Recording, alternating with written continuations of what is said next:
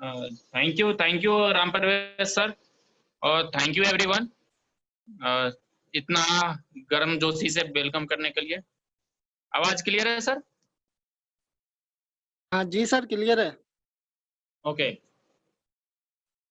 Good morning everyone. जैसा कि Ram Parvesh sir ने आप लोगों को बताया, मेरा नाम ओपी चंद्रा है। बेसिकली बिहार से बिलोंग करता हूँ और मैं एक सॉफ्टवेयर इंजीनियर हूँ। पिछले 12 साल से प्राइवेट सेक्टर में जॉब कर रहा हूँ। अपने जॉब के साथ साथ पिछले 10 महीने से वेस्टीज के सुंदर से बिजनेस को सीख रहा हूँ। आज ट्रेनिंग स्टार्ट करने से पहले मैं अपने जर्नी के बारे में कुछ आप लोगों को बताना चाहूंगा। तो आप लोग तैयार हैं? अगर तैयार हैं तो चैट बॉक्स में अपना यस लिख के शेयर कर सकते हैं। Thank you.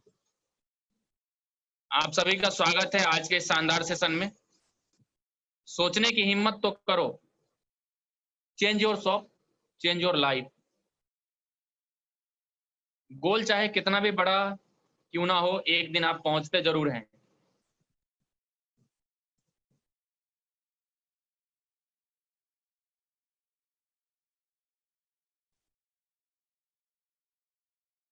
चलिए मैं अपने बारे में कुछ बताना चाहूंगा आप लोगों को।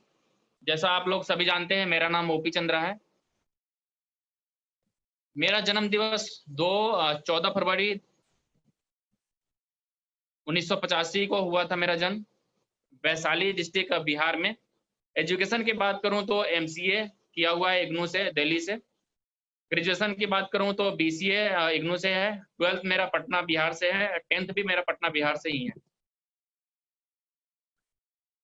यहाँ पे मेरे माता पिताजी हैं, जिनके वजह से मैं आप लोगों के सामने आज कुछ रखने की कोशिश कर रहा हूँ। इन्होंने मुझे बहुत कुछ दिया है, सिखाया है, और इनके वजह से आज मैं इस काबिल हो पाया हूँ कि आप लोगों को कुछ सिखा पा रहा हूँ। बहुत सारा कष्ट इन लोगों ने झेला है अपने ऊपर, और उसके बाद मुझे इस काबिल बनाया है कि मैं आप लोगों के बीच कुछ रख पाऊँ आज। ये मेरी पूरे परिवार है। आप लेफ्ट हैंड साइड पे देख रहे होंगे। ये बीच में मेरे पापा हैं और मम्मी हैं। मेरे साथ में मेरा छोटा भाई है, और पापा के साथ में मेरा बीच वाला भाई मंझला, जिसको मंझला बोलते हैं। और दूसरी तरफ आप देख रहे होंगे, ये पूरे परिवार लास्ट ईयर की पिक्चर है। पापा, मैं, मेरा छोटा भाई, मेरा अपना बीच वाला भाई। ये कुछ यादें हैं, कुछ पिक्चर्स हैं जब मैं 2008 में आया था दिल्ली के अंदर। तो वहां पे अब पहले वाली पिक्चर और अभी वाली पिक्चर में आप लोग क्लियर हो गया होगा कि जमीन आसमान का अंतर आ चुका है। पहले मैं किस तरह से रहा करता था और अभी किस तरह से रहता हूँ मैं। आप सभी से एक बार ग्रेट थैंक्स बोलने के लिए बोलूंगा, मेरे ग्रेट अपलाइन एसकेंसा सर के लिए, जिनके माध्यम से मुझे इस सिस्टम में आने का मौका मिला।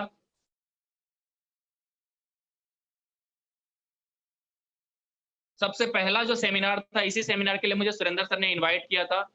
उससे पहले मैं सुरेंद्र सर को जानता था और वो भी मेरे को जानते थे। यूनियन के माध्यम से हम लोग बीएससीएस के अंदर जॉब करते हैं, और हम लोगों का प्रोफाइल एक ही है, बस प्लेस अलग अलग है। वो भी एज अ सॉफ्टवेयर इंजीनियर काम करते हैं और मैं भी सॉफ्टवेयर इंजीनियर काम कर रहा हूँ। मेरे साथ में ये मिस्टर दिलीप जी हैं, जो कि बहुत अच्छे मित्र भी हैं मेरे, और एक तरह से मैं कह सकता हूँ कि भाई के बराबर ही हैं ये भी। मेगा समिट की बात करूं तो यहाँ पे 7 अप्रैल 2019 को जिस दिन मैं गया था, इसी दिन सिद्धार्थ सर ने बोला था कि मेरा पे आउट 1 करोड़ 5 लाख है। मैं जब सोया रहता हूँ तभी मेरा पैसा आता है। उसी दिन से मैंने इस बिजनेस को स्टार्ट किया था। उसी त्यागराज स्टेडियम में मैंने ये सोच लिया था कि मुझे भी एक दिन करोड़पति बनना है। 12 मई 2019 ग्रेट गुरु हमारे संतोष यादव सर से हम लोग मिलने गए थे, जिसमें हमारे बहुत सारे ग्रेट लीडर्स मौजूद हैं। मैं हूँ, अब प्रकाश सर है, Surendra sir, Pramod sir, Sandeep Dahiya sir, ये हमारे नीरज जी हैं, उस्मान सर हैं, पीछे विक्रम सर हैं, उमेश सर हैं, प्रदीप जी हैं, बहुत सारे लोग हैं, आप लोग देख पा रहे होंगे। ये हमारा फर्स्ट सक्सेस सेमिनार हुआ था बीटीबी वेस्टीज टीम विजेता का बुराड़ी के अंदर, जिसमें बहुत सारे लोगों ने लेवल अचीव किया था और उनको सम्मानित किया गया था।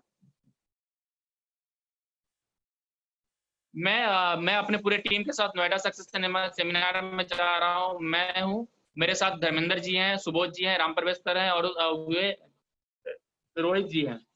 मेट्रो से हम लोग गए थे। स्टार डायरेक्टर सेलिब्रेशन नोएडा में हुआ था हमारे ग्रेट गुरु एसके सर का। उसमें हम सभी लोग उपस्थित थे।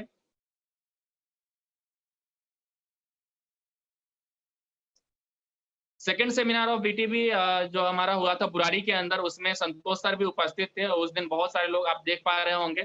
थोड़ा सा मैं बड़ा कर देता हूँ, आप लोग देख लीजिएगा। ये हमारे ग्रेस गुरु संतोष सर, बीच में हमारे शर्मा जी हैं, उसके बाद Surendra sir, Ram Pravesh sir, Daiya sir, Mohit sir, Rajesh sir, Umesh sir, Rahul sir, बहुत सारे लोग हैं। और विजेंद्र सर भी हमारे साथ में। ये जब ईडीडब्ल्यू के लिए हम लोग जा रहे थे तो मैं और प्रमोद सर और उमेश सर, विक्रम सर, ये हम लोग मिले थे द्वारका सेक्टर 22 मेट्रो स्टेशन पे। तब की ये फोटो है। ये बस के अंदर जब हम लोगों ने आनंद विहार से बस पकड़ी थी, तो मैं, प्रमोद सर, विजय सर, ये अपने Sandeep sir, Surendra sir, Usman sir, बहुत मजा आया था वहां पे ईडीडब्ल्यू में। अभी आप लोग पिक्चर के माध्यम से मैं आप लोगों को रिलेट कर पाऊंगा। जब हम लोग पहुंच गए थे नैनीताल, सुबह सुबह जब यहाँ से रात को चले थे और सुबह सुबह जब हम पहुंच गए थे वहां, उसके बाद का पिक्चर है। आप लोग इसमें पहचान पाएंगे एक ऐसे शख्स को जिनकी आज इनकम 5 लाख प्लस है और वो हमारे साथ हैं। आप लोग एक बार पहचान सकते हैं तो कोई एक आदमी बोल सकता है। Surendra sir? Keshav sir, Keshav sir. Right sir. ये बहुत बड़े शख्सियत है और यहाँ आप देख सकते हैं बिल्कुल नॉर्मल तरीके से DUCD है ये, और बिल्कुल नॉर्मल तरीके से हम लोग के साथ ही गए थे बस के अंदर। हम लोग पहचान नहीं पाए थे। जब इनका स्टेज पे बुलाया गया तब हम लोग समझ पाए थे कि ये DUCD है और इनके इनकम 5 लाख रुपए है। ये कुंदन जी है, प्रदीप जी है, उनके साथ में केशव जी है, उस्मान सर, मोहित सर, फिर मैं, प्रमोद सर, प्रकाश सर, ये दिनेश चिल्लर सर है, इसी तरह और भी लोग हैं। ये ईडीडब्ल्यू जो फर्स्ट डे था हम लोगों का, उस दिन ये पूरी टीम अपनी वेस्टीज टीम विजेता की। आप लोग देख पा रहे होंगे कितने अच्छे ड्रेस में सभी लोग दिख रहे हैं। बहुत मजा आया था वहां पे और फिर से आज यादें ताजा हो चुकी है।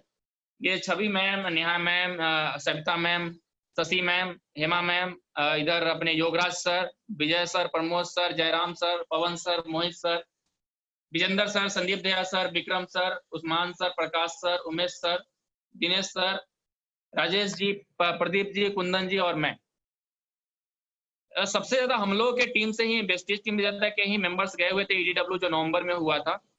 उसमें बहुत मजा आया था, बहुत ज्यादा। ये हमारे होटल के अंदर हम लोगों ने स्विमिंग पूल में भी नहाया और वहां पे एंजॉय किया। उसके बाद हम लोग जब फाइनली वहां से निकल रहे थे तो ये उस टाइम का पिक्चर है पूरे ग्रुप के साथ। ये नाइट में जब फर्स्ट डे नाइट को हम लोग बैठे हुए थे तो बाहर मैं और सुरेंद्र सर कुछ चर्चा कर रहे थे तो किसी ने साइड से पिक्चर निकाल दिया। उसके बाद हम लोगों ने एक स्विमिंग पूल के पास खड़े होकर, ये ओढ़ुल का फूल है, उसके पेड़ के पास हम लोग खड़े होकर के सेल्फी लिया। बहुत मजा आया, बहुत एंजॉय किया हम लोगों ने। ये जंगल सफारी के लिए हम लोग सुबह निकल रहे थे, सुबह 5 बजे, तब का पिक्चर है। थोड़ा थोड़ा ठंडा भी था, बहुत अच्छा लग रहा था। ये आप देख सकते हैं जंगल सफारी की कुछ पिक्चर्स हैं। बहुत मजा आया। ये हमारे great guru Santosh sir, Usman sir, Kundan sir, मैं, प्रदीप सर, फिर Santosh sir, Pawan sir, Dinesh sir, Yograj sir, Mohit sir, Pramod sir. बहुत मजा आया। गुरुजी के साथ हम लोगों ने खूब खेल भी खेला, बहुत एंजॉय किया, बहुत। ये हमारी पूरी टीम है जो कि हम लोग ट्रेनिंग ले रहे थे होटल के अंदर, वहां का पिक्चर है। और फाइनली लास्ट डे का ये पिक्चर है जब हम लोगों ने सेशन एंड कर लिया था। ये ग्रीन कलर का टी शर्ट हम लोगों को एक बैच एंड करने के बाद दिया गया था, एक उसके लिए कि एक याद रहे आप लोगों को कि ये नैनीताल हम लोग आए थे। ये हमारा CNT द्वारकापुरी में होता है, उसका पिक्चर है। मैं, बलराम सैनी सर, अपने Surendra sir, Ravi sir, Pramod sir और समीम सर, राम प्रवेश सर। चलिए, यहाँ तक की जर्नी मेरी थी, अब आगे की जर्नी आप लोगों की है। तो आप सभी लोगों से रिक्वेस्ट है कि आप लोग जहां बैठे हुए हैं एक बार कुर्सी की पेटी बांध लें। आज का सेशन बहुत ही शानदार होने जा रहा है। इस सेशन में आप लोग सीखेंगे कि कैसे बेचने की कला से आप कैसे सक्सेसफुल बन सकते हैं। बेचने की कला क्या है? देखिए, ये स्क्रीन पे आप लोगों को दिख रहा होगा। सर आवाज क्लियर है? कोई दिक्कत तो नहीं है? सर आवाज क्लियर है सर? सर क्लियर है, बिल्कुल क्लियर है। Okay okay. Art of selling, art of selling, बेचना सीखो और सफल बने। आप लोग देख पा रहे होंगे, यस, वेस्टेज के अंदर हम लोग बेचने की कला सीखने ही आए हैं। सफलता तभी मिलती है जब सेलिंग के आर्ट को आप सीख लेते हो।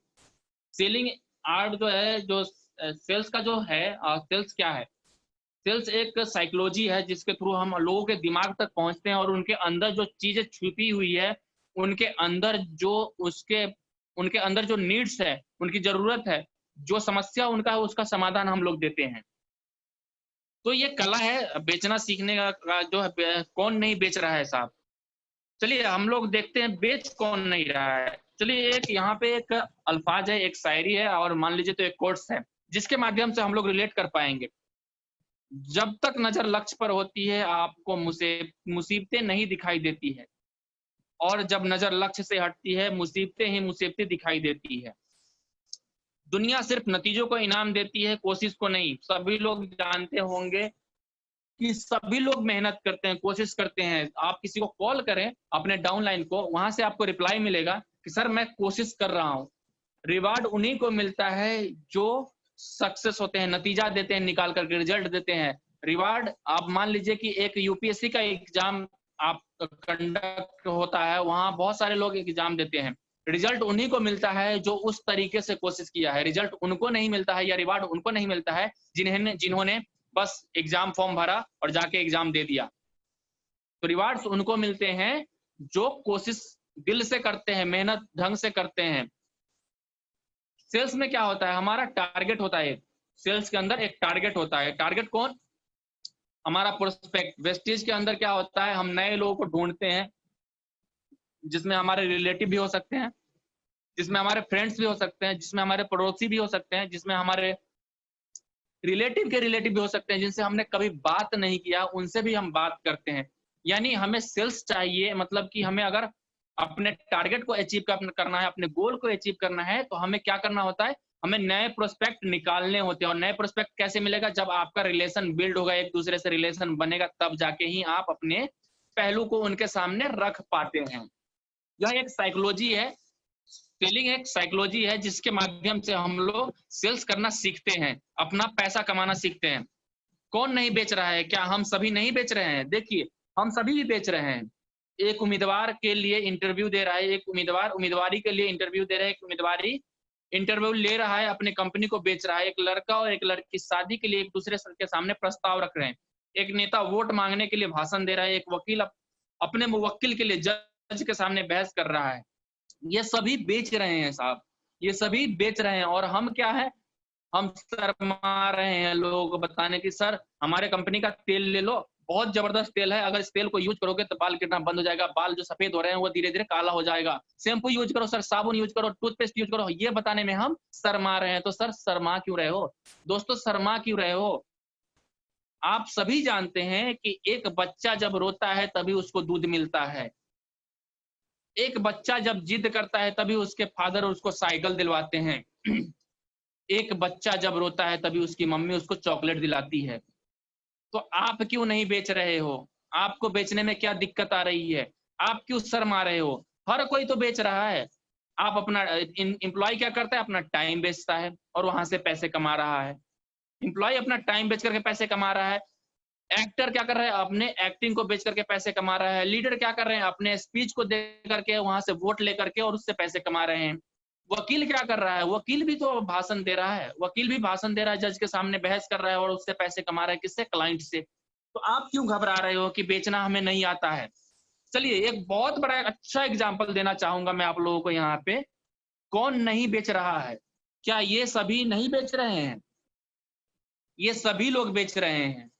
मैं सबसे अच्छा एग्जांपल अभी ऑनलाइन का लेता हूं। यहाँ पे स्नैपडील, ईबे, जोबांग.com, Flipkart, Paytm, Amazon, ShopClues, Junglee, ये सारे के सारे ऑनलाइन प्लेटफॉर्म है। क्या ये लोग नहीं बेच रहे हैं? आप यूट्यूब खोलो तो पेटीएम का प्रचार आएगा, फ्लिपकार्ट का प्रचार आएगा, जोबांगो का आएगा, ईबे का, स्नैपडील का। ये सब क्या कर रहे हैं? ये सब आपके दिमाग से खेल रहे हैं। जब आपके दिमाग से कोई खेलना चालू कर देगा तो क्या होगा? कि आप नहीं लेने वाले थे तो भी आप ले लेते हैं।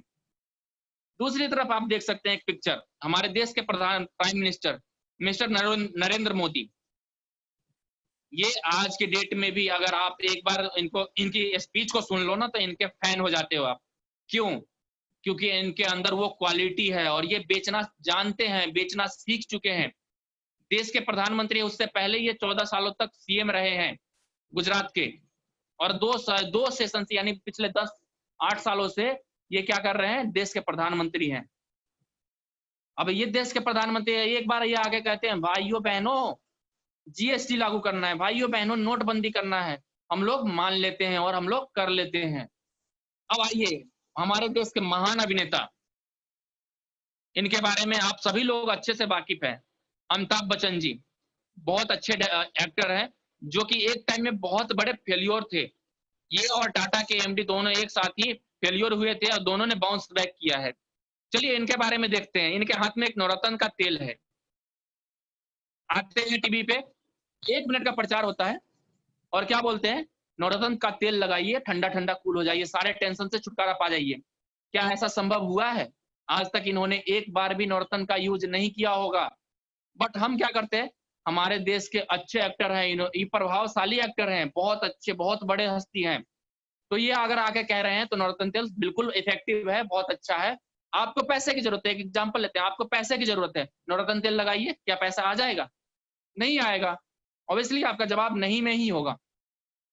तो इनके कहने पे हम 1 रुपए का नवरत्न तेल ले लेते हैं। क्या हमारे पास वो एबिलिटी नहीं है? इनके पास भी 2 हाथ है, इनके पास भी 2 पैर है, इनके पास भी 1 आंख है, सॉरी 2 आंख है, 1 नाक है, 1 मुंह है, 2 कान है। ये भी तो इंसान ही है, हम भी इंसान हैं। हम बेचने से घबरा रहे हैं और ये बेचकर पैसा कमा रहे हैं। करोड़ों की इनकम सिर्फ ऐड से आ जाता है, किससे? नवरत्न तेल के ऐड से। चलिए हमारे देश के महा क्रिकेटर, कैप्टन, हमारे इंडिया की कैप्टन है, इंडिया के इंडियन क्रिकेट टीम के विराट कोहली जी। इनको मैं बताना चाहूंगा इनके बारे में, इनका जो हर साल का जो टर्नओवर होता है सिर्फ एडवर्टाइजमेंट का लगभग 500 करोड़ का होता है। छोटे छोटे प्रचार करते हैं, जैसे फेयर एंड हैंडसम का, आज तक इन्होंने फेस पे लगाया नहीं होगा एक बार भी। इनका जो पानी आता है वो आता है 700 रुपए प्रति लीटर का, आज तक एक बार लगाया नहीं हुआ फेयर एंड हैंडसम, लेकिन आते ही बोलते हैं अगर लड़की पटाना है तो फेयर एंड हैंडसम लगाओ।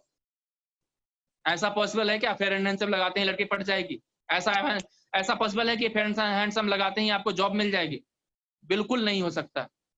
उसके बाद कुछ पाउच इन्होंने जो हाथ में रखा हुआ है कि यम्मी खाना है तो ये वाले पाउच खरीदो 10 रुपए का और यम्मी बन जाओ, यम्मी हो जाएगा। साहब ये सब के सब बेच रहे हैं और हम क्यों घबरा रहे हैं?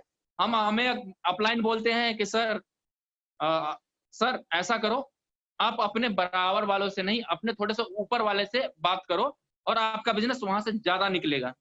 हम क्या करते हैं, ठीक है यस सर जरूर, पूरे पावर में जाते हैं और वहां जाते जाते खुश हो जाते हैं। जैसे भरे गुब्बारे के अंदर से हवा निकलता है उसी तरह से हमारा भी गुब्बारा निकल जाता है। यानी हम बेचने से घबराते हैं, सेल्स से हम घबरा रहे हैं। इसका मतलब क्या है कि आपके अंदर वो भूख अभी भी नहीं जगी है जो भूख एक रोड पर भीख मांगने वाले के अंदर है। उसके पास भी एक कला है, रोड पर जो भीख मांग रहे हैं ट्रैफिक पे, वो उनके अंदर कला है। उस कला से वो हर रोज 500 से 1000 रुपए कमाते हैं और हर रोज वही काम करते हैं, क्योंकि उनका वो व्यवसाय बन चुका है। और हम क्या है, हम अगर ब्राउन डायरेक्टर हो गए तो हमारे अंदर ईगो आ जाता है। हम क्या करते हैं कि अपने डाउनलाइन को छोड़ देते हैं कि तुम अब अपने आप करो, तुम अब अपने आप करो, मैंने तो अपने आप क्वालिफाई किया है। और बिजनेस जीरो होने का यही मेन कारण है। अगर डे 1 से आपने जिस तरह से काम करना स्टार्ट किया है, हर रोज अगर वही रिपीट करते हैं, जैसे एक ट्रैफिक लाइट पे, एक सिग्नल पे भीख मांगने वाले बच्चे करते हैं, वही काम वो हर रोज रिपीट करते हैं और हर रोज पैसे कमाते हैं। क्या आप नहीं करना चाहेंगे? उनके अंदर वो सेल्स की कला है तो क्या आपके अंदर नहीं है? आपके अंदर भी है, लेकिन आप क्या करते हो, घबराते हो। घबराते क्यों हो? कहीं सामने वाला ये ना कह दे कि सामने वाला ये ना कह दे कि तुम तेल साबुन बेच के पैसे कमाने आए हो क्या। साहब ये एक बात आप दिमाग में गांठ बांध लीजिए कि बिना बेचे हुए कोई भी पैसा नहीं कमा सकता है, बिना बेचे हुए कोई भी पैसा नहीं कमा सकता है। बेचना सिर्फ जीत जीत या हार हार का एक खेल नहीं है। मेरे नजरिए में मार्केटिंग आमदनी का एक जरिया तय करती है, लेकिन असलियत में बेचने से ही सही मायने में धन या पैसे की प्राप्ति होती है। राइट, अभी मैंने यही बात आप लोग बोला है कि एक एम्प्लॉय बेच रहा है, एक डॉक्टर बेच रहा है, एक वकील बेच रहा है, एक किराना दुकान के अंदर जो है ऑनर है किराना स्टोर के, वो भी बेच रहे हैं। वो अपने व्यवहार से अपने कस्टमर को खुश करते हैं और वो कस्टमर कहीं और जाने के बजाय ₹1 महँगा अपने आस-पड़ोस के दुकान से ले लेते हैं। हम क्या करते हैं? हमें तो डर लगता है किसी को बताने में कि भैया शैम्पू ले लो, बहुत बढ़िया शैम्पू है एस्योर का, आपके बाल झड़ने बंद हो जाएँगे। लेकिन बोलना तो है, सोच के तो जाते हैं कि यही बताना है, लेकिन सामने वाले का पूरा परिस्थिति सोचने लग जाते हैं, लॉकडाउन है भैया पैसा नहीं है, कैसे हम खरीदें? अरे भैया पैसा नहीं है, तो पैसा कमाने का तरीका ही तो आपको बताया जा रहा है। आप घबराते हो सामने वाले से बातचीत करने में। बिज़नेस उनको आपका काम है रोज़ाना उनको एक्सप्लेन करना। किसके बारे में? कम से कम आप 2 आदमी को हर रोज़ बिज़नेस प्लान बताते हो ना, महीने के 60 लोग हो गए। 60 में से अगर 10 में से 1 का रेशियो ले लें तो 6 आदमी आपको साइन अप करेगा ही करेगा और 6 में से 1 आदमी ऐसा होगा जो काम आपके साथ करेगा कंधे से कंधा मिला कर के। खरीदने वाला समाधान खरीद करके और बेचने वाला अपनी सेवा बदले धन प्राप्त करके, जब बेचने वाला समाधान बेचता है तो इसे जीत जीत कहते हैं और क्योंकि अंत में दोनों पार्टियां कुछ ना कुछ हासिल करती है। जब हम किसी को कोई चीज देते हैं, कोई समाधान सेल्स करते हैं, मान लीजिए किसी को पैसे की जरूरत है और हम वहां जाते हैं उसके पास, उससे बातचीत करते हैं। बातचीत करने से पता लगता है कि उसको पैसे की दिक्कत है या उसको समय का अभाव है उसके पास। हम क्या करते हैं, उसके प्रॉब्लम पर सॉल्यूशन देते हैं। सॉल्यूशन क्या? कि दोस्त, अगर आपने मेरे साथ 3 साल कंधे से कंधा मिलाकर काम किया तो 3 साल के बाद आपके पास ऐसा टाइम फ्रीडम आएगा, ऐसा मनी फ्रीडम आएगा, ऐसे घूमने-फिरने की आज़ादी आएगा, ऐसा स्वास्थ्य हो जाएगा कि आप करोड़ों में खेलने लग जाएँगे। आप पूरे मंडे टू संडे वाले पापा बन जाएँगे, मंडे टू संडे वाला भाई बन जाएँगे, मंडे टू संडे वाला चाचा बन जाएँगे, मंडे टू संडे वाला हस्बैंड बन जाएँगे। लेकिन हम क्या करते हैं, जाते हैं, उनका हाल-चाल लेते हैं और उसके बाद चुपचाप वहाँ से वापस आ जाते हैं क्योंकि उन्होंने बोल दिया कि भैया मेरे पास समय नहीं है, हम इसको टाइम नहीं दे पाएँगे बिल्कुल भी। हम हार मान लेते हैं वहीं से। तो हार मानने की ज़रूरत नहीं है दोस्तों, बेच तो हर कोई रहा है, अब बेचने की कला ही आपको पैसा कमाने की आवश्यकता है। पैसा कमाने से मतलब बेच करके ही आप पैसा कमा सकते हो। आज ग्राहक के पास बहुत सारे विकल्प हैं। पहले की अपेक्षा अभी मार्केट में बहुत सारा चुनौती आ चुका है। आज ग्राहक के पास बहुत सारे विकल्प है। एक एग्जांपल लेते हैं छोटा-सा, अगर आपको एक हैंडफ़ोन खरीदना है या हेडफ़ोन खरीदना है, हैंडसेट या हेडफ़ोन खरीदना है, आप क्या करते हो 4-5 वेबसाइट से कंपेयर करते हो, कौन-सा ईयरफ़ोन अच्छा है, कौन-सा मोबाइल फ़ोन अच्छा है। उसके बाद दुकान में भी जाके कंपेयर कर लेते हो और सब जो जगह कंपेयर करने के बाद, सब फीचर्स निकालने के बाद, आप क्या करते हो कि लास्टली जहाँ से आपको कम यानी चीप मिलता है और बेस्ट मिलता है, वहीं से आप खरीदते हो, चाहे वो ऑनलाइन हो या ऑफलाइन हो। कंपटीशन तेज और मुश्किल हो गया है। कंपटीशन इतना तेज हो गया है कि एक डायरेक्ट सेलिंग की कंपनी अगर ग्रोथ कर रही है तो भारत में अन्य सारी कंपनी भी खुल गई है और सबने अपने-अपने अलग-अलग प्लान, कोई बाइनरी प्लान चला रहा है, कोई जनरेशन प्लान चला रहा है, कोई बाइनरी प्लस जनरेशन चला रहा है।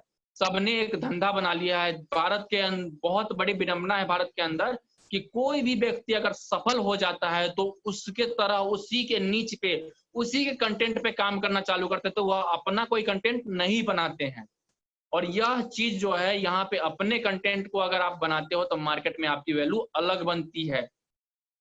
डिजिटल मीडिया और प्रिंट मीडिया के माध्यम से आज ग्राहक जानकारी लेकर ज़्यादा जागरूक हो गए हैं। बिल्कुल, डिजिटल मीडिया क्या है? हमारे पास हैंडसेट है और हैंडसेट के अंदर व्हाट्सएप, फेसबुक, ट्विटर, इंस्टाग्राम, इस तरह के अन्य सारे सोशल साइट्स हैं जिसके माध्यम से हमें फ्लिपकार्ट, अमेज़न वगैरह-वगैरह कंपनियों का या किसी लीडर्स का कोट्स आते रहते हैं, उनके पोस्ट आते रहते हैं और उनको हम लाइक भी करते हैं, शेयर भी करते हैं उनसे।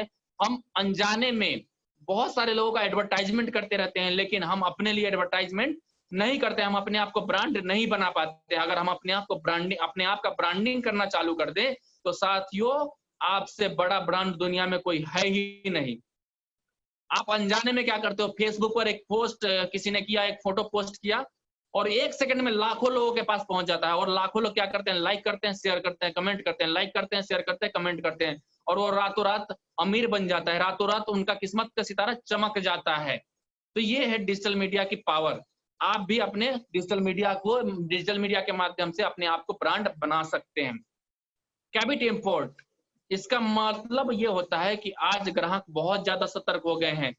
आप किसी को प्लान बताते हो, जैसे ही आधा प्लान भी नहीं होता है, उससे पहले ही बोलता है कि अरे यार, ये बेचने वाला काम मेरे से नहीं होगा।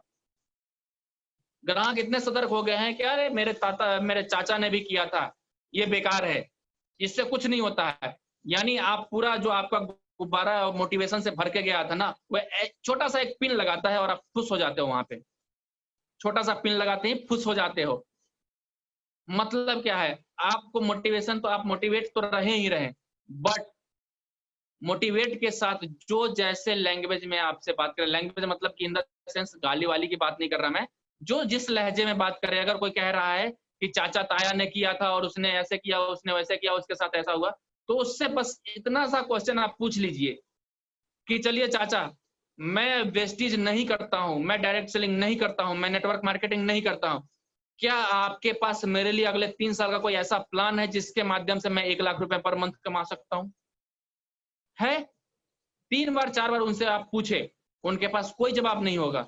लेकिन ज़रूर ये जो ज़रूर बोलेंगे कि बेटा जितना तेरा उम्र है उससे ज़्यादा मेरा तजुर्बा है, मैंने बाल ऐसे ही सफ़ेद नहीं किए हैं। वो सिर्फ़ बाल ही सफ़ेद कर सकते हैं, तजुर्बा ही रख सकते हैं, लेकिन वो सक्सेस कभी नहीं हो सकते हैं। वो हमेशा फेल्योर थे ज़िंदगी में और फेल्योर ही रहेंगे। बचपन से फेल्योर देखते आए थे और जवान हुए, बुढ़ापा आ गया और फेल्योर ही रहे और फेल्योर ही मर जाएँगे। अब आपको सोचना है कि आप किसका एडवाइस ले रहे हो, आपके सलाहकार कौन है? तो ऐसे सलाहकारों से दूरी बना के रखें। क्या आप अपने लिए काम नहीं करते हैं? अगर आप अपने लिए काम नहीं करते हैं, तो आप अपने आप से क्वेश्चन पूछिए कि किसके लिए काम करते हैं? यहाँ पे एक छोटा-सा एग्ज़ाम्पल है जो डायरेक्ट सेलिंग को लेकर के लिखा हुआ है।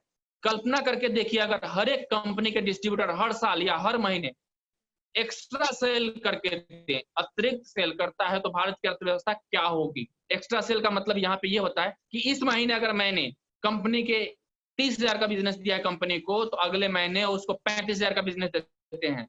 और हर डिस्ट्रीब्यूटर इसी तरह से बाँध ले कि हर महीने मैं 10% का इंक्रीमेंट लगाऊँगा अपने टारगेट में, तो क्या होगा कि इस जो नेटवर्क मार्केटिंग का या डायरेक्ट सेलिंग का या फिर भारत की अर्थव्यवस्था का जो हालात है, जो अभी बद से बदतर हो चुका है, उसको हम सुधार सकते हैं। अर्थव्यवस्था में इतना ज़्यादा सुधार हो जाएगा, इतना ज़्यादा रोज़गार पैदा हो जाएगा, इकलौता ऐसा इंडस्ट्रीज़ है जिसमें अभी गिरावट नहीं आया है। बाकी जितने भी आप कॉर्पोरेट का बात कर लो या ऑटोमोबाइल्स की बात कर लो या अन्य इंडस्ट्रीज़ की बात कर लो, वहाँ से 14 करोड़ से ज़्यादा लोगों को निकाला जा चुका है और भी लोगों को निकालने की संभावना है। इस कोरोना काल में बहुत सारे इंडस्ट्रीज बंद हो चुके हैं। यह एक सीखा गया प्रमाणित व्यवसाय है जिसमें आपको स्पेशलाइजेशन की जरूरत नहीं पड़ती है।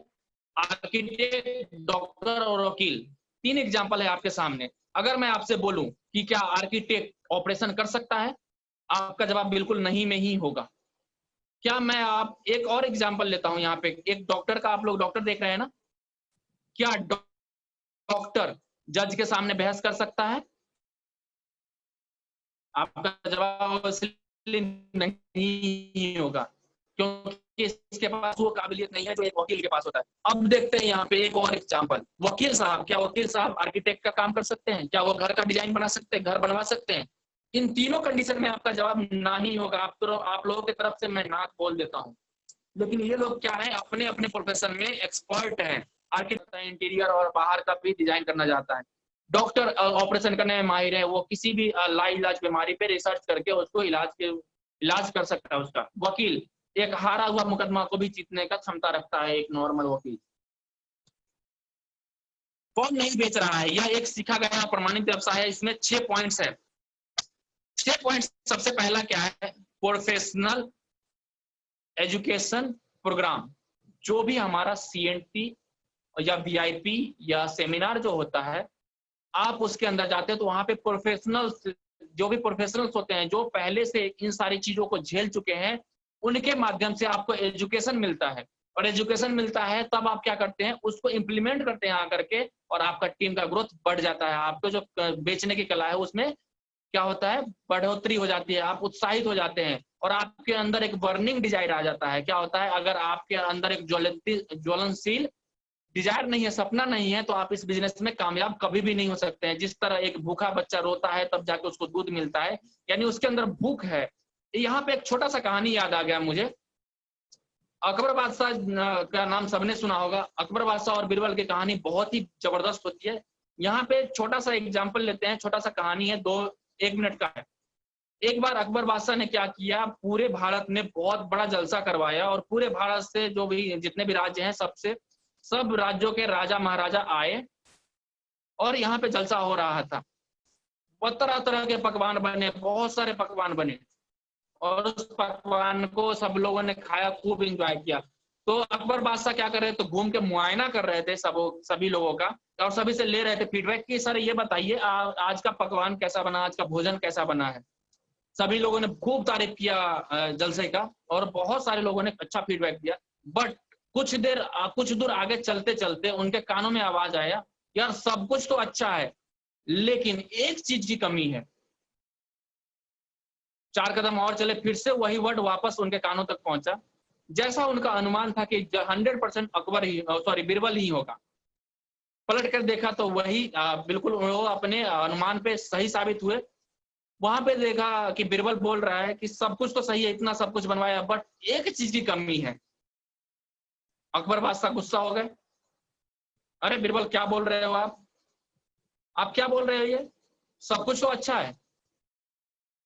तो उन्होंने कहा हुजूर सब कुछ तो है, बस एक चीज की कमी है, वो होता तो बहुत मजा आ जाता। उन्होंने कहा कि बताओ क्या क्या चीज की कमी है। सर इतने सारे पकवान का क्या फायदा जब भूख ही ना हो। अब समझ में आ गया होगा आप लोगों को कहानी का सारांश।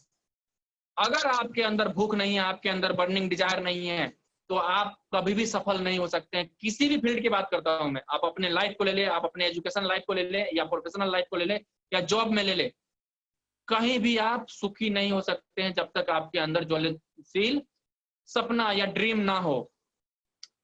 Next, process. यह एक प्रोसेस है जिससे आप सीखते हो कि कैसे हम सेल करें। जब आप सीख जाते हो, जब आप एजुकेशन लेते हो, आपके पास बर्निंग डिजायर होता है और प्रोसेस होता है, उसके बाद आपके अंदर प्रोफिशिएंसी आ जाता है, आप समर्थ हो जाते हो किसी भी आदमी को प्लान बताने के लिए। उसके बाद आपके पास नॉलेज हो जाता है, थियोरेटिकली एंड प्रैक्टिकली आइडियाज भी आने लग जाते हैं कि थियोरेटिकली कैसे हो सकता है और प्रैक्टिकली इसको कैसे इंप्लीमेंट कर सकते हैं। और इन सब से बहुत ज्यादा महत्वपूर्ण है किसका, रिजल्ट का। जब आप रिजल्ट आपके पास आता है तो बिल्कुल पॉजिटिव रिजल्ट आता है, क्योंकि आपके अंदर वो सारे गुण आ चुके हैं जो एक पॉजिटिव सक्सेसफुल लीडर के पास होता है। तो जब सब कुछ आपके अंदर आ चुका है, यहाँ पे आप लोग देख सकते हैं कि अगर आपने किसी को कोई चीज बेच दिया है तो उसके साथ ईमानदारी से, आदर के साथ और जिम्मेदारी के साथ उनके साथ एक रिलेशन बनाए। यह सीखा गया और प्रमाणित व्यवसाय है। ईमानदार किसके प्रति रहना है, आपने किसी को प्लान बता दिया, वहां पे कुछ भी गलत नहीं बताना, जो कंपनी ने लागू किया हुआ है वही बताना है। उनका रिस्पेक्ट करना है, क्योंकि आप रिस्पेक्ट करोगे तभी आपको रिस्पेक्ट मिलेगा। और जिम्मेदार बनना है, आप अगर रिस्पॉन्सिबल होते हैं तभी आप अपने टीम को संभाल पाएंगे। अगर आप इरिस्पॉन्सिबल होते हैं तो अपने टीम को आप बिल्कुल नहीं संभाल सकते, कभी भी नहीं, गारंटेड है। और आप अपने जीवन में सफल भी नहीं हो सकते हैं, आप अपने फैमिली के अंदर भी मुंह दिखाने लायक नहीं रहते अगर आप रिस्पॉन्सिबल नहीं होते हैं तो। ये 3 पहलू है, आपको सेल्स में इन तीनों पहलुओं पर ध्यान रखना है, फोकस रखना है कि आपने किसी को प्लान बताया है तो उसके प्रति ईमानदार रहें, उनका रिस्पेक्ट करें और उनके प्रति रिस्पॉन्सिबल हो। आपने किसी को प्लान दिखा दिया, उनको बोला कि आप इस प्रोडक्ट को लीजिए। और हाँ, यहाँ पे एक छोटा सा कहानी और याद आ गया मेरे को। यहाँ पे कहानी यह है कि एक बार क्या हुआ, 2 दोस्त राम और श्याम थे। नाम कुछ और भी हो सकता है, लेकिन मैं एक एग्जाम्पल के मतलब नाम कुछ भी ले सकता हूँ। राम और श्याम थे, दोनों में बहुत गहरी दोस्ती थी। क्या हुआ कि राम ने वेस्टीज को ज्वाइन कर लिया और श्याम से नहीं बताया। श्याम को कब्ज की बीमारी थी, राम ने प्रोडक्ट खरीदा और क्या किया कि प्रोडक्ट को सेल कर दिया, किसको, श्याम को। श्याम को बोला कि भाई बहुत मस्त प्रोडक्ट है, आप इसको यूज करोगे आपके कब्ज की बीमारी दूर हो जाएगी। एक दिन खाया, कुछ नहीं हुआ, दूसरे दिन खाया, कुछ नहीं हुआ, तीसरे दिन से उसका पेट चालू हो गया, साफ पूरा उसका क्लियर होना चालू हो गया और पेट गड़बड़ होने लग गया। मतलब धीरे धीरे उसकी तबीयत एक तरह से कह सकते हो खराब होना चालू हो गया। किसका, श्याम का। राम को फोन किया, यार राम तुमने ऐसा प्रोडक्ट दे दिया मेरे को, ये तो बिल्कुल बेकार प्रोडक्ट है, मेरा हालत बहुत खराब हो रहा है। अब भाई साहब राम को तो कुछ पता था नहीं, वो तो ईमानदार थे नहीं सिस्टम के साथ, उन्होंने ईमानदारी बरती नहीं थी, क्योंकि वो दोस्त वाला माहौल था। उसने पैसा लगा के प्रोडक्ट खरीदा और वो प्रोडक्ट को यूज किया नहीं और उसको दे दिया श्याम को, तो प्रोडक्ट के बारे में उसको पता ही नहीं था। तो क्या हुआ कि उसका पेट खराब हो गया। उसके बाद क्या हुआ कि इसने ब्लॉक कर दिया उसको, किसको, श्याम को ब्लॉक कर दिया, फोन आना बंद हो गया। उसके बाद 1 साल के बाद जब श्याम किसी फंक्शन में गया तो वहां राम दिख गया। तो राम को बोला कि दोस्त इधर आओ, दोस्त इधर आओ। तो राम जो है शर्मा रहा था और घबरा भी रहा था कि यार ये बच कैसे गया, इसकी हालत तो बहुत खराब थी। उसने बोला कि दोस्त मैं तुम्हें फोन इसलिए कर रहा था कि मैं बिल्कुल फिट हूँ और मैं बहुत अच्छा हो चुका था और तुमने मुझे प्रोडक्ट दिया था, उसको मुझे दोबारा लेना था, इसलिए मैं तुम्हें कॉल कर रहा था। तुमने मुझे फोन दोबारा पलट के भी नहीं किया कि मैं प्रोडक्ट कहाँ से लूँ। मैं चलते फिरते इधर उधर देखा, दुकान मिल गया मुझे, मैंने वहां पे बताया और वहां पे ज्वाइन किया। आज मेरा लेवल स्टार का और मेरी इनकम 75,000 रुपए है। तुम क्या कर रहे हो? तो राम ने जवाब दिया कि दोस्त जब तुमने फोन किया तो मैं घबरा कर फोन काट दिया, उसके बाद से मैंने वेस्टीज की तरफ पलट के भी नहीं देखा। तो यहाँ पे अगर आप ईमानदार नहीं रहते प्रोडक्ट के प्रति और ईमानदार नहीं रहते किसके प्रति, जिसको आपने समाधान बेचा है, जिसको आपने सेल किया है, तो उसके प्रति अगर आप ईमानदार नहीं रहते हैं तो आपका सेल एक बार तो बेच लोगे लेकिन अगली बार से आपको वो सेल दोबारा नहीं मिलेगी। ईमानदारी, इंटीग्रिटी, रिस्पेक्ट और रिस्पॉन्सिबिलिटी ये बहुत बड़े पहलू है किसमें, सेल्स के अंदर। आर्ट ऑफ सेलिंग के अंदर ये 3 चीजें होनी चाहिए आपके पास, तभी जाके आप सफल हो पाते हैं। एक चुना हुआ व्यवसाय है, सभी व्यवसाय के लिए अपने अंदर आदर का भाव होना चाहिए। अगर आप नौकरी करते हैं उसके लिए आदर भाव होना चाहिए, आप अगर दुकानदार हैं तो उसके लिए आदर भाव होना चाहिए। लेकिन आपको अपने जीवन में सिर्फ और सिर्फ एक ही व्यवसाय चुने और वो है कमीशन सेल्समैन का। जैसे कि वेस्टीज नेटवर्क मार्केटिंग, ना कि महीने की तनख्वाह वाली सिर्फ सेल्समैन यानी सैलरीड सेल्समैन की तरह। तो आप अपने व्यवसाय के प्रति एकदम ईमानदार रहें। एक चुना हुआ व्यवसाय है, बेचने के क्षेत्र में आपकी जीविका की शुरुआत। How to start direct sale. Sale को स्टार्ट करने के लिए कुछ तौर तरीके हैं, कुछ पहलू है जिसपे आपको दिमाग में रखना होगा, जिसको आपको ध्यान में रखना होगा। बेचने के व्यवसाय में गर्व से रहें। आप अपने अंदर एक एटीट्यूड भर के रखें कि भले ही जेब में फूटी कौड़ी ना हो, भले ही जेब में फूटी कौड़ी ना हो, लेकिन एटीट्यूड लाखपति वाला होना चाहिए। अगर आपके पास एटीट्यूड लाखपति वाला रहता है तो सामने वाला व्यक्ति आपको झुककर सलाम करता है। एक आम सेल्समैन या डिस्ट्रीब्यूटर के अंदर क्या क्या कमियां होती हैं, आप अपने आप को खंगाल सकते हो इस पॉइंट से कि एक आम सेल्समैन या एक आम डिस्ट्रीब्यूटर के पास क्या होता है, उनके पास निगेटिव सोच होता है। जैसे ही आप उनको कुछ बोलो, कोई टारगेट उनको बताओ तो वो कहेंगे सर नहीं हो सकता है। कुछ भी बोलो वो ना में ही जवाब देंगे। व्यापार के दांव पेच को बिल्कुल भी नहीं सीखते हैं। वेस्टीज बिजनेस की क्षमता को यानी पोटेंशियल को समझते नहीं है कि वेस्टीज बिजनेस की क्या क्षमता है। या वेस्टीज बिजनेस का मैं क्षमता बताना चाहूंगा, एक ऐसे व्यक्ति का नाम बताना चाहूंगा जिसको मैं मेंटर मानता हूँ आज के टाइम में, मिस्टर सिद्धार्थ सिंह।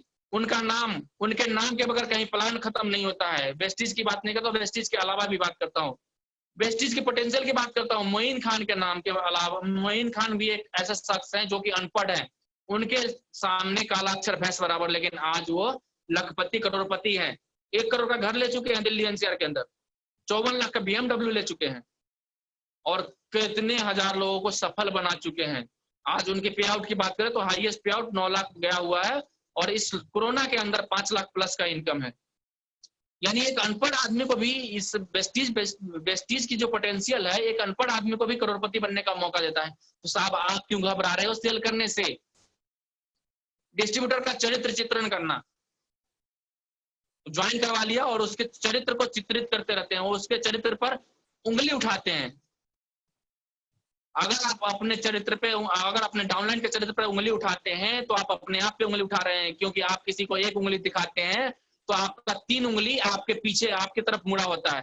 तो साहब एग्जाम्पल के तौर पे मान लीजिए आंख का एग्जाम्पल लेते हैं। आंख क्या करता है, दुनिया भर की चीजें देखता है, लेकिन आंख के अंदर एक कीड़ा चला जाए तो उस कीड़े को वो नहीं देख पाता है। ठीक उसी तरह किसी और के अंदर कोई कमी निकालने से पहले आप अपने अंदर की कमी को निकाल कर फेंके तो सारे दुनिया के अंदर कोई भी कमी नहीं दिखेगा आपको। बेचने के व्यवसाय में गर्व से रहें। जैसे मैंने आप लोगों को बताया है कि अगर आपके पास लखपति वाला एटीट्यूड होगा तो आपको अंदरूनी मतलब अंदर से रिवार्ड भी मिलना चालू हो जाएगा। आप किसी को प्लान दिखाते हैं, अगर वो ना बोले तो तुरंत उनको बोलो थैंक यू और अपने आप को रिवार्ड दो कि मैंने बेस्ट किया है, इसके ऊपर शनि महाराज का दोष है। जब भी आप कोई काम करो एकदम संतोषपूर्ण रहो, सेटिस्फेक्शन से बात करो। किसी को कभी भी कोई भी मौका ना दो जिससे वो आपको यह कहे या आपके हाथ से सेल निकल जाए। आप अंदर से ग्रेटिफुल रहते हैं, ग्रेटिफिकेशन रहता है आपके अंदर, अंदरूनी पूर्ति, मतलब आप अपने आप को भरा हुआ महसूस करोगे, यानी आपके जेब में फूटी कौड़ी नहीं है और अगर लखपति वाला एटीट्यूड रहेगा तो आप अपने आप को अंदर से भर मतलब परिपूर्ण पाओगे, और जब आप अपने आप अंदर से परिपूर्ण पाते हो तो सामने वाले को भी आप संतुष्ट कर पाओगे। अर्थपूर्ण, मीनिंगफुल, मीनिंगलेस कोई बात ना करे। अर्थपूर्ण, जब भी किसी से बात करें तो उनके जो अर्थ है, उनके जो भावार्थ है, उनको ठीक ढंग से एक्सप्लेन करें। मन को शांत करके रखें, कभी भी एग्रेसिव ना हो किसी के ऊपर। कहीं प्लान दिखा रहे जा रहे हैं, उन्होंने कई बार क्वेश्चन कर दिया, रिपीट कर दिया बार बार वही क्वेश्चन को, तो उनके ऊपर टूट कर ना पड़े। अगर आप उनके ऊपर टूट जाते हैं तो आपके हाथ से एक अच्छा डायमंड निकल जाएगा। अच्छा डायमंड निकल जाता है तो क्या होगा, आपको कई साल फिर मेहनत करना पड़ेगा। हमेशा खुश रहें, चाहे आप खाली पेट हो लेकिन खुश जरूर रहो। खुश रहोगे तो आपको हमेशा पॉजिटिव थिंक आएगा। और यहाँ पे सुरक्षा, सिक्योरिटी की बात करूं तो यहाँ पे एक एग्जाम्पल आ जाता है मेरे पास, एग्जाम्पल आ जाता है। सिक्योरिटी की बात करूं, अगर वेस्टीज और डायरेक्ट सेलिंग की बात करूं तो यहाँ पे एक एग्जाम्पल का नाम आ जाता है सुदर्शन मोहंती जी का। वैसे तो नाम कई सारे हैं लेकिन सुदर्शन मोहंती जी का नाम इसलिए याद रहता है कि जब कंपनी की शुरुआत हुई थी उसी टाइम से, यानी सिद्धार्थ सर के डाउनलाइन में थे, आज वो नहीं है, फिर भी उनके फैमिली को 11 लाख रुपए का चेक आता है। इसी तरह विजेंद्र सर किसी मैम का नाम लेते हैं जो कि नोएडा से हैं, उनके हस्बैंड भी काम करके गए थे और उनको भी अभी 1 लाख से 1.5 लाख रुपए का इनकम आ रहा है। आत्मविश्वास, कॉन्फिडेंस के साथ किसी को भी प्लान बताएं। कभी भी अपने आप को छोटा मत समझिए। अगर आप अपने आप को छोटा समझते हैं तो आप कभी भी सक्सेस नहीं हो पाएंगे। किसमें? जो कि सेलिंग का व्यवसाय है। बेचने के व्यवसाय में गर्व से रहें। बाहरी उपलब्धि, अगर आप बेचते हैं तो आपको बाहर से भी बहुत सारी उपलब्धियां मिलती है। यहाँ पे क्या होता है, रिवार्ड्स मिलते हैं और रिकॉग्निशन मिलता है। आपको एक तो आर्थिक मदद मिलती ही मिलती है, यानी आर्थिक रिवार्ड मिलता ही मिलता है, यहाँ पे एक पहचान भी मिलती है आपको। कल आप लोगों ने देखा होगा छोटा सा रिवार्ड्स मिला है, छोटा छोटा रिवार्ड भी आपको बहुत बड़ी खुशी दे जाती है। तो छोटे छोटे रिवार्ड्स भी आप लोग को मिलते रहते हैं। कहाँ? वेस्टीज के अंदर। कल फास्ट डेट जिन लोगों ने किया था उनको रिवार्ड दिया गया है। कहाँ? हम लोग वैसे फिजिकल करते हैं लेकिन इस टाइम कोरोना के अंदर हम लोगों ने ऑनलाइन उनको रिवार्ड दिया। उनको क्या किया है, उनके काम के लिए सराहा है। यहाँ पे आपको सम्मान भी मिलता है, बहुत ज्यादा सम्मान मिलता है। आप बहुत रिस्पेक्टफुल अपने आप को महसूस करते हो। जब आपके पास पैसा होगा, पहचान होगा, सम्मान होगा, प्रतिष्ठा भी आएगी, अच्छा जीवन शैली भी होगा और आराम की जिंदगी मिलेगी। आप अभी अपने आप को अनकंफर्ट महसूस कर रहे हो, लेकिन जैसे ही आप इस चीज को स्टार्ट करते हो तो आपको पॉजिटिव लोगों के साथ रहने का मौका मिल जाता है। और जब पॉजिटिव लोगों के साथ रहते हो तो आपका थिंकिंग ऑटोमेटिकली पॉजिटिव हो जाता है। और जब आप पॉजिटिव रहते हैं तो आपका व्यवसाय भी पॉजिटिव रूप से चलना चालू हो जाता है। किसे कहते हैं बेचना, किसे कहते हैं? यहाँ आप एग्जाम्पल ले लीजिए ना, किराना स्टोर पे ये लेडी क्या कर रही है, पेपर बेच रही है। किसी को पेपर बेच रही है और बहुत मुस्कुराते हुए दे रही है पेपर। चाहे सामने वाला व्यक्ति कितना भी गुस्से में हो, अगर आप उसको मुस्कुरा के स्माइल पास करके कोई प्लान बताते हो तो एक बार को जरूर सोचेगा कि ये बंदा मुस्कुरा क्यों रहा है। तो आप पैशनेट बनिए ना। पैशनेट बनते हो तो बहुत जबरदस्त तरीके से आपके बिजनेस के अंदर ग्रोथ आता है। हमेशा उत्साहित रहे, हमेशा अपने आप को ग्रेटिफुल महसूस करें। अपने आप को हमेशा उत्पाद को लेकर के या फिर अपने अंदर जो भी आपकी एनर्जी है उनको आप बाहर लाते हैं और उत्साहित रहते हैं तो आपका सेल जल्दी क्लोज हो जाता है। बेचने की कला में आपको कुछ चीजों को ध्यान में रखना होगा और उस पर विश्वास भी करना होगा। बेचना है तो आपको 90% अपने प्रोडक्ट यानी उत्पाद पे भरोसा करना होगा और 10% आपको अपने बेचने के तरीकों पे विश्वास करना होगा। जैसा आप सोचोगे वैसा हो जाएगा, जैसा आप सोचोगे वैसा हो जाएगा, जैसा आपका बिलीफ होगा वैसा ही आपका काम निकल के आएगा, सामने से रिजल्ट आएगा। अगर जितनी तेज से आप दीवार पे बॉल मारते हो, मान लो कि खूब तेज से दीवार पे बॉल मारते हो, उतनी तेजी से आपकी तरफ वापस आता है बॉल। छत से किसी बॉल को नीचे गिराओगे तो उतनी तेज से वो जाएगा नीचे, क्योंकि ग्रेविटी है वहां पे। लेकिन अगर दीवार की तरफ मारते हो तो वो ठीक आपकी तरफ रिटर्न आता है। तो एक एनर्जी, पॉजिटिव एनर्जी भी ऐसा ही है। अगर आप बिलीव करते हो पॉजिटिव तो आपको पॉजिटिव रिजल्ट मिलेगा और अगर बिलीव करते हो नेगेटिव तो आपको नेगेटिव रिजल्ट मिलेगा। 100% यही होता ही है व्यवसाय के अंदर। एक अच्छा सेल्स प्रोफेशनल बनने के लिए एक लीडर को क्या क्या, लीडर के अंदर क्या क्या क्वालिटी होनी चाहिए, कैसे आप एक पैशनेट व्यवसाय, आप पैशनेट डिस्ट्रीब्यूटर बन सकते हैं। यहाँ पे कुछ पॉइंट्स है, आप उनको नोट आउट कर सकते हो या स्क्रीनशॉट लेकर रख सकते हो और उनको आप इंप्लीमेंट जरूर करें अपने ऊपर या अपने टीम के ऊपर। यहाँ पे आपको करना क्या है, जिस दिन से आप वेस्टीज की शुरुआत करते हो उस दिन से आप अपने आप में एक संकल्प ले ले कि मैं एक अच्छा डिस्ट्रीब्यूटर बन के दिखाऊंगा, मैं एक अच्छा डिस्ट्रीब्यूटर, मैं एक अच्छा लीडर बन जाऊंगा, हमेशा अपने लक्ष्यों पर ध्यान रखूंगा, बेचने की खास कला की तालीम लूंगा। इसी तरह से अपने आप के ऊपर बेचने की व्यवस्था को बनाना और उसका खुद का इस्तेमाल करना। जब आप कहीं से कुछ सीखते हो, जैसे आज मैं आप लोगों को बता रहा हूं, तो इसमें क्या बता रहा हूं मैं, सीखने बेचने की कला सिखा रहा हूं। बेचने की कला बेसिकली ये एक बुक का सार है और 2-4 अध्याय का सार है। पूरे बुक की सार आप लोगों को नहीं बता पाऊंगा क्योंकि ये 4-5 घंटे का सार बन जाएगा। यह छोटा सा सार है जो कि शिव खैरा जी एक बहुत अच्छे ऑथर है और उनका हॉट सेलिंग बुक है। इस बुक को मैंने पढ़ा है और मैंने इम्प्लीमेंट किया लास्ट मंथ, और इम्प्लीमेंट करने के बाद मेरे को अच्छा रिजल्ट मिला है। तो मैंने सोचा क्यों ना इसको पॉइंट आउट करके लो अपने टीम में इम्प्लीमेंट करवाऊं। टीम क्या है, कोर टीम क्या है हमारा, वीटीबी टीम, वेस्टीज टीम विजेता, वीटीबी। ये क्या है, वेस्टीज टीम विजेता है। इसके अंदर अगर मैंने सभी लीडर को सिखा दिया तो सभी लीडर सीख करके और काम करना चालू करेंगे तो क्या होगा, कंपनी का टर्नओवर बढ़ेगा, और कंपनी का टर्नओवर बढ़ेगा तो आपका पे आउट ऑटोमेटिकली बढ़ जाएगा क्योंकि कंपनी टर्नओवर पे आउट देती है। सही है साथियों, आप लोगों को समझ में आ रहा होगा कि आज मैं क्या बता रहा हूं। 5वां पॉइंट है क्या है, व्यवस्थित ढंग से अपने सामर्थ्य को लगाना। प्रोफेशनसी, जो सामर्थ्य है, व्यवस्थित ढंग से आप किसी के पास अगर जाते हो प्लान दिखाने तो सब कुछ आपके पास पूरा टूल्स होना चाहिए। आप वेल ड्रेसअप होने चाहिए। आपका जो ड्रेस होता है वेस्टीज का क्या होता है, white shirt, black pant, black shoe और वेस्टीज का टाई जिसमें वी का बना हुआ है, विक्ट्री का, वो आप लेके जाइए वहां पे और उनको बताइए, प्लान बताइए, क्योंकि एड्रेस, ड्रेस जो है वो आपका एड्रेस होता है। एक ट्रैफिक पुलिस अगर बिना ड्रेस का ट्रैफिक सिग्नल पे खड़ा हो जाए और किसी को रोकने की हिम्मत करे तो सामने वाला उसको पीट के चला जाएगा। अगर एक हवलदार अगर अपना ड्रेस नहीं पहनता है तो उसको कोई भी नहीं मानेगा कि यह हवलदार है। एक फौजी अगर अपना ड्रेस नहीं पहने तो उसको कभी भी कोई कह नहीं सकता कि यह फौजी है। आदर देना है और आदर पाना है। अगर आपको सम्मान लेना है तो सम्मान देना पड़ेगा, सीखना पड़ेगा कैसे रिलेशन बनाए, कैसा रिलेशन रखे अपने डाउनलाइन से कि आपको रिस्पेक्ट मिलेगा। जब आप रिस्पेक्ट किसी को देते हो तभी आपको रिस्पेक्ट मिलता है उसके बदले।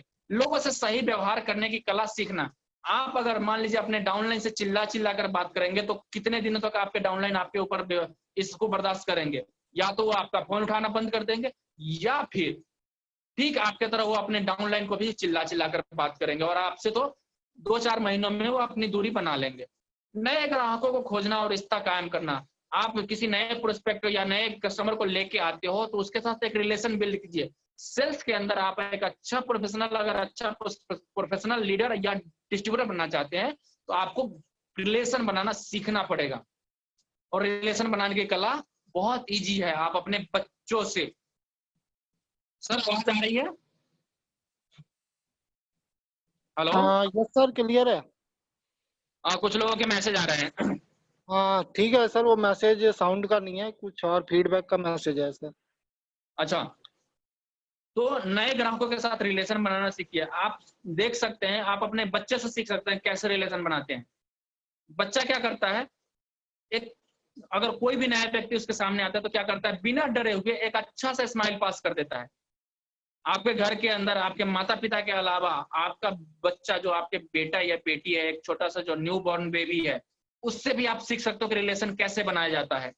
एक छोटा सा स्माइल पास करता है और हम रुक नहीं पाते और उसको अपने गोद में ले लेते हैं और वह पहचानने लग जाता है। जब भी अगली बार हम जाते हैं वो स्माइल पास करता है, हम उसे फिर गोद में ले लेते हैं। जब भी हम जाते हैं हम उसके पास, वो स्माइल पास करता है और हम उसे गोद में ले लेते हैं। उसने हमारे साथ क्या किया, एक रिलेशन बना लिया। तो ग्राहक के साथ पहचान बनाने के साथ साथ आपको एक रिलेशन भी बनाना पड़ेगा, क्योंकि एक रिलेशन, अच्छा रिलेशन ही आपके बिजनेस को आगे ले जा सकता है, आपके ग्रोथ को आगे बढ़ा सकता है। अपनी जगह संबंध बनाने की कला को सीखना। अपनी जगह या संबंध बनाने की कला को सीखना, जैसा मैंने अभी अभी बताया कि छोटे बच्चे से भी आप संबंध बनाना यानी व्यवहार रिलेशन बनाना सीख सकते हैं। विश्वास पैदा करना, अपने अंदर विश्वास, अपने अंदर कॉन्फिडेंस रखना कि आई एम द बेस्ट, मैं क्राउन बन सकता हूं, मैं चैंपियन बन सकता हूं, मैं ही रिस्पॉन्सिबल हूं अपने टीम के लिए। अगर कोई आपको अपलाइन नहीं मिल रहा है, आप इजीली जाइए यूट्यूब पे सर्च कीजिए कि अगर कोई प्रॉब्लम आ रहा है, सर्च कीजिए, उस प्रॉब्लम का नाम लिखे गूगल पे, आपको यूट्यूब पे वीडियो मिल जाएगा। फैसला लेने में देरी नहीं करना। फैसला लेने वालों के तरीकों को पहचाने। जो फैसला लेने वाला है ना, वो तरीका उनका सीखना पड़ेगा आपको। यह सब कुछ डिपेंड करता है आपके रिलेशनशिप पे, आप कैसा रिलेशन रखते हो। सभी तथ्यों को सही रूप से सीखना और प्रेजेंटेशन देना। जो भी तथ्य हैं, जो भी कंपनी ने एक सिस्टम डिजाइन किया हुआ है, इस सिस्टम की सही जानकारी, ऐसा नहीं है कि डे वन से आपको जानकारी नहीं होती है, लेकिन जानकारी होने के बावजूद आप कुछ ना कुछ गलती करते हो, उस गलती को बार बार रिपीट करते हैं। अगर आप बार बार रिपीट करेंगे तो क्या होगा, आपका सेल्स क्लोज तो हो जाएगा, लेकिन अगले महीने से वो सेल्स डीएक्टिवेट हो जाएगा। तो बेचने संबंधी सवालों को पूछना जरूर सीख ले। अगर आप किसी को बेच रहे हैं, कोई सामान बेच रहे हैं, आप लास्ट में किसी को प्रेजेंटेशन दिखाने के बाद 3 क्वेश्चन जरूर करें। 3 क्वेश्चन। पहला कि सर इस प्रेजेंटेशन में आपको 3 अच्छे चीज क्या लगे और 3 कमी क्या लगी, 3 अच्छा क्या लगा और 3 इसमें के अंदर कम क्या है। अधिकतर जवाब आपको 3 तो सही चीज बता देगा, लेकिन जो कमी है वो कोई नहीं बताता है। दूसरा क्वेश्चन, आप इस व्यवसाय को क्यों करना चाहते हैं। अगर उसका भी जवाब आ गया, बार बार रिपीट करें, जब तक वो उसका आंसर ना दे तब तक आप नेक्स्ट क्वेश्चन नहीं पूछेंगे। तीसरा, आप अगर इस व्यवसाय को करना चाहते हैं तो हर रोज कितना टाइम दे सकते हैं इसको,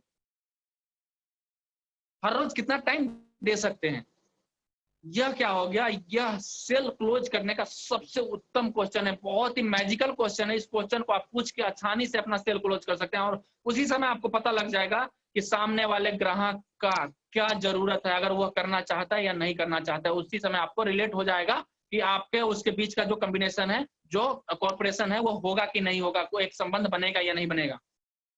ग्राहकों की जरूरतों के सामान लाना। अगर किसी ग्राहक को किसी चीज की कमी है, कल का मैं एग्जांपल लेता हूँ, हमारे टीम के ही मनीषा मैम है, उनके डाउनलाइन में किसी को प्रॉब्लम हो गया था, हम लोगों ने फोन करके सॉर्ट आउट कराया, हम दोनों लोगों ने, साथ में रवि सर ने भी एक हेल्प करी, उन्होंने भी फोन किया, कई जगह से फोन किया, उसने तुरंत ही बोला कि सर मैं इसको कर देता हूँ सॉर्ट आउट, और वो हो चुका है। यानी आप किसी को कोई चीज बेच रहे हो तो उसका समस्या, अगर उसके पास कोई प्रॉब्लम आ रहा है तो उसको देखें और उसका समाधान करें। आप रिस्पॉन्सिबल हैं। कंपनी को कोई ज्वाइन नहीं करता है, कंपनी के फेस को कोई ज्वाइन नहीं करता है, ज्वाइन करता है आपके फेस वैल्यू को। तो समस्या अगर है उनका तो उनका समाधान भी देना जरूरी है। रुकावटों पर काबू पाना। अगर कोई रुकावट आ रहा है, मान लीजिए किसी तरह का, अन्य बहुत सारे रुकावटें आएंगे। अगर आप सफल होना चाहते हैं ना तो आपको बहरा बनना पड़ेगा। बहरा बनना पड़ेगा क्यों? क्योंकि आपके हो सकता है वो रुकावट कौन, या तो आपके रिलेटिव हो सकते हैं, या आपके चाचा हो सकते हैं, ताऊ हो सकते हैं, मौसा हो सकते हैं, फूफा हो सकते हैं, मामा हो सकते हैं, कोई भी हो सकता है, आपके कुलीग भी हो सकते हैं। तो उन पे ध्यान नहीं देना, अपने कानों को बंद कर लेना। रुकावटों पर काबू पाना इसी को कहते हैं। बिक्री के करीब जाना और बेचने की क्रिया संपन्न करना। जैसे मैंने अभी तुरंत थोड़ी देर पहले बताया था कि एक मैजिकल क्वेश्चन 3 तरह का जो मैंने बताया उसको नोट डाउन करें और उसको इंप्लीमेंट कल से ही करें। मैं हमेशा यही करता हूं, जब भी किसी को जूम पे या फोन पे प्लान बताता हूं तो मैं उनसे 3 क्वेश्चन जरूर पूछता हूं कि सर आप बताइए कि आपको प्लान कैसा लगा। वो कहते हैं सर प्लान तो बहुत अच्छा है, कोई कमी नहीं है। और उसका क्या होता है कि जवाब बोलता है कि सर मैं कल बताऊंगा। मुझे पता लग जाता है कि यह बंदा ज्वाइन कभी भी नहीं करेगा। जो कल के लिए टाल देता है ना, जो डिसीजन, जिसके अंदर डिसीजन का पावर नहीं होता है ना, वो बंदा जिंदगी में कभी सफल नहीं हो सकता है। मैं यहाँ पे गलत हो सकता हूँ क्योंकि 99% लोग जो कहते हैं कल बताऊंगा, वो कभी भी नहीं ज्वाइन करते हैं आपको, कभी भी आपको साइन अप नहीं करते हैं। बेचने के बाद वादों को निभाना और सर्विस देना। अगर आपने किसी को ज्वाइन कराया है, किसी को साइन अप किया है, अगर आपने उनसे कमिटमेंट कर दिया कि सर अगर आप हर रोज 2 घंटा देते हैं तो मैं आपके लिए कम से कम 5 प्लान दिखाऊंगा, उसके बाद आपको खुद प्लान दिखाना होगा। आपने कमिटमेंट कर दिया, लेकिन जब नेक्स्ट डे उसका कॉल आता है कि सर प्लान दिखाना है, किसी को चलना होगा मेरे साथ, तो आप कहते हैं सर मेरे पास टाइम नहीं है, मेरे पास बहुत बड़ी टीम है। तो आप कभी भी फॉल्स कमिटमेंट ना करें, कभी भी फॉल्स सर्विस जो होता है ना उस पर फोकस ना करें। अगर आपने कमिटमेंट कर दिया है तो उसके लिए आप अलग से टाइम बना के रखें। आपने अगर कहीं शेड्यूल कर रखा है तो उसको आप स्थगित कर सकते हो या फिर मैनेज करो। मैनेज करना बहुत ही, आप अगर किसी चीज को मैनेज करना सीख जाते हो ना तो आपके लिए बहुत बहुत जबरदस्त हो जाता है। आप बेचने की कला में माहिर हो जाते हो। बेचने के बाद संबंधों को बनाना, मैंने जस्ट अभी बताया है कि बेचने के बाद आप अगर अपने डाउनलाइन से अच्छे संबंध रखोगे ना तो आपका सेल बहुत अच्छा निकलेगा। आपका सेल इतना अच्छा निकलेगा ना सर। आप जैसे वट वृक्ष होता है ना, आप सभी ने देखा होगा, वट वृक्ष के अंदर क्या होता है कि अब डाल के अंदर से जड़ निकलने चालू होते हैं, हर डाल से जड़ निकलना चालू हो जाता है और वो जमीन को छूता है। तो ऐसा संबंध हो, क्योंकि वट वृक्ष क्या करता है कि बहुत सारे मतलब वहां पे बहुत अच्छा छाया भी मिलता है और उसके अलावा उससे सीखने को भी बहुत कुछ मिलता है। एक वट वृक्ष के अंदर आप सीख सकते हो कि पैसा कैसे बनाया जाता है, गलतियों से बचना और अनुभवों से सीखना। जो आप गलती कर चुके हैं, अगर आपने पहले से किसी को प्लान बताया और उसमें कुछ गलतियां हो गई, तो उस गलती से आप बच सकते हो और उस अनुभव को आप दूसरे दिन इंप्लीमेंट कर सकते हो। अपने आप को प्रेरित रखना, अपने आप को हमेशा उत्साहित में, अपने आप को एनर्जेटिक रखें। आप अगर एनर्जेटिक रहेंगे तो मना करने की स्थिति में आप कभी भी नहीं रहेंगे। अगर आप किसी को मना करते हैं तो वह दुखी होता है और वह दुख फिर आपके क्या करता है, व्यवसाय पे प्रभाव डालता है। ऊपर लिखी हुई चीजों को हम 3 हिस्सों में बांट सकते हैं। पहला हिस्सा प्री सेल करना, दूसरा हिस्सा वास्तविक रूप से बेचना और तीसरा बेचने के बाद, यानी आप जब सेल कर देते हो उसके बाद आपकी क्या जवाबदेही है, क्या रिस्पॉन्सिबिलिटी है, उन सब पहलुओं को आप देखिए। और जो भी मैंने 22-23 पॉइंट्स बताए हैं उसको आप 3 कैटेगरी में बांट सकते हो। पहला रिलेशन बनाना, सेल्स, प्री सेल्स कैसे होता है, वो सब चीज आप इन पहलुओं को ध्यान में रख करके कर सकते हैं। यहाँ पे आप लोग देख सकते हैं स्क्रीन पे, कोई पैदाइशी सेल्समैन नहीं होता है साहब, हर कोई यहाँ आकर के ही सेल्समैन बनता है। तो आप भी एक अच्छे सेल्समैन है, एक आप लोगों को एक अच्छा ट्रेनिंग मिल चुका है। आप लोग, उम्मीद करता हूं कि इस आज के जो सेशन है, इस सेशन से बहुत अच्छा सीख लिया होगा और इसको अपने टीम में इंप्लीमेंट करेंगे। यह कोई, देखिए, बेचना बेचना कोई जड़ी बूटी नहीं है जिसको मैं घोल के आपको दे दूं और पी ले और उसके बाद आप बेचने में माहिर हो जाएं। यह एक साइकोलॉजी है, इसके माध्यम से आप दिमाग को अपने कंट्रोल में रखते हैं और सामने वाले के दिमाग से कुछ चीजों को निकालते हैं, उनके जरूरतों को निकालते हैं और उसके हिसाब से उसको प्लान बताते हैं और उससे आपको फिर क्लोज मिलता है, उससे लीड मिलता है और वहां से वह आपके साथ रिलेशन बना करके काम करना चालू करता है। तो आप हुए ना सेल्समैन, मानिए अपने आप को सेल्समैन। अमिताभ बच्चन सेल्समैन है, धर्मेंद्र सेल्समैन है, सनी देओल सेल्समैन है, मनोज तिवारी सेल्समैन है, गौतम बालीजी सेल्समैन है, मोइन खान सेल्समैन है, हर कोई सेल्समैन है भाई। और ये सब पैदाइशी सेल्समैन नहीं है, ये इस धरती पे आने के बाद ही ये सेल्समैन बने हैं। तो आप क्यों शर्मा रहे हो बेचने से? बेचने की कला से ही आप पैसा कमा सकते हो, इसके अलावा दूसरा कोई रास्ता नहीं है पैसा कमाने का। अगर मैं चोर की बात करूं तो वो भी बेचता है, क्या बेचता है? अपने अपना जो आइडिया होता है ना, उसका चोरी करने का जो आइडिया होता है, उसके माध्यम से वो चोरी करता है और तभी वो पैसा अर्जित कर सकता है। तो बेचने के अलावा दूसरा कोई ऑप्शन नहीं है आपके पास, बेचने के अलावा कोई रास्ता नहीं बचा है जिससे आप पैसा कमा सकते हो। Good, thanks everyone. आज का सेशन यहीं पे एंड होता है। आप लोगों ने बहुत धैर्य से सुना आज का सेशन और उम्मीद करता हूं आप लोगों ने बहुत अच्छा कुछ अर्जित किया होगा ज्ञान। तो thank you very much. Back to हमारे great host Ram Pravesh sir, thank you.